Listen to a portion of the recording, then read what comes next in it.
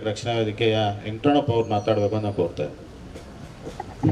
ಇಲ್ಲಿಗೆ ಆಗಮಿಸ್ತಕ್ಕಂಥ ಎಲ್ಲ ತಾಲೂಕಿನ ರೈತ ಬಾಂಧವರೇ ಹಾಗೂ ಕೂಲಿ ಕಾರ್ಮಿಕರೇ ಹಾಗೂ ಇಲ್ಲಿ ಬಂದಿರತಕ್ಕಂಥ ಎಲ್ಲ ಇಲಾಖೆಯ ನೌಕರ ಮಿತ್ರರೇ, ಈ ದಿನ ಇಲ್ಲಿ ಬಂದಿರುವ ವಿಶೇಷ ಏನಂದರೆ, ಈ ತಾಲೂಕಲ್ಲ ಇಡೀ ರಾಜ್ಯದಲ್ಲಿ ನಮ್ಮ ವಿದ್ಯುತ್ ಕಂಪನಿಯನ್ನು ಟಾಟಾ ಕಂಪ್ನಿಯವರಿಗೆ ಗುತ್ತಿಗೆ ಕೊಡ್ತಾ ಇರುವುದು ಭಾರಿ ತಪ್ಪಾಗದಿರತಕ್ಕಂಥ ಕೆಲಸವಾಗಿದೆ.